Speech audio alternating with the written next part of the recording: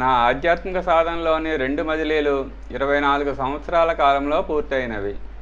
సాధారణంగా యువావస్థలోనే మాతృవత్ పరదారేషు పరద్రవ్యేషు లోష్టవత్ అనే ఆదర్శము నుండి అతిక్రమణము జరుగుతుంది. కామము, లోభముల ప్రబలత కూడా ఈ రోజుల్లోనే ఉంటుంది. 15 సంవత్సరాల వయస్సు నుండి 24 సంవత్సరాలలో నాకు 40 ఏళ్ళు వచ్చే లోపల వాటి తీవ్రత తగ్గింది.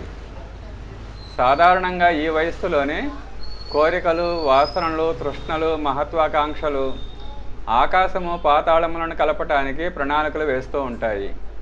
ఈ అవధి స్వాధ్యాయ, మనన, చింతనలకు, ఆత్మ సంయమనము, జప, ధ్యాన సాధనకు ఉపయోగించబడినది. ఈ వయస్సులో అనేక వికారములు ప్రబలంగా ఉంటాయి. అందువల్ల సాధారణంగా పరమాత్మ ప్రయోజనాలకు 40 ఏళ్ళు వయసు దాటిన వ్యక్తులనే ఉపయోగిస్తారు. సాధారణంగా తక్కువ వయస్సు గందరగోళాలను సృష్టిస్తుంది. పేరు, పదవుల మీద ఆకాంక్ష, ధన ప్రలోభనము, వాసనాత్మక ఆకర్షణ ఉన్నవాళ్ళు సామాజిక క్షేత్రంలో నేతృత్వము వహించుటకు ప్రవేశిస్తే అనేక వికృతులు సంభవిస్తాయి. అనేక అభివృద్ధి చెందుతున్న సంస్థల సర్వనాశనము ఇలాంటి వారి వల్లే జరుగుతుంది. మంచి చెడు అన్ని వయసుల వారిలో ఉన్న సాధారణంగా యవ్వనంలో మహత్వాకాంక్షలు ఉంటాయి.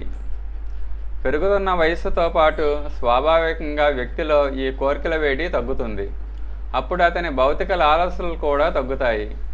మరణకాలము సమీపిస్తున్నది అని గుర్తుకు వచ్చి పరలోకము సవరించుకోవటానికి ధర్మకార్యముల మీద రుచి పెరుగుతుంది. ఇందువల్ల తత్వవేత్తలు వానప్రస్థ సన్యాసముల కొరకు ఆయువు యొక్క ఉత్తరార్ధమునే ఉపయుక్తము అని నిర్దేశించారు. అది ఏమి రహస్యమో కానీ నా మార్గదర్శకుడు నా యవ్వనము అంతా కఠోర తపశ్చర్యకు వినియోగించాడు. తపోసాధనలోనే 40 ఏళ్ల వయసు వచ్చినది. వర్చస్వ, నేతృత్వ, అహంకార, మహత్వాకాంక్షల ప్రలోభనాలలో కొట్టుకుపోయే ప్రమాదం ఉందని అనుకున్నారేమో. అతిపెద్ద పనులు చేయటకు కావలసిన ఆంతరిక పరిపక్వము మరియు ఆత్మబలము లేదు అనుకున్నారేమో. లేక గొప్ప పనులు చేయుటకు అవసరమైన సంకల్ప బలము, ధైర్య, సాహస, సంతులనాలను పరీక్షించారేమో. ఏది ఏమైనప్పటికీ నా మొదటి 40 సంవత్సరాలు నేను మీతో అనేక సార్లు చర్చించిన సాధనా క్రమంలోనే గడిచిపోయినాయి.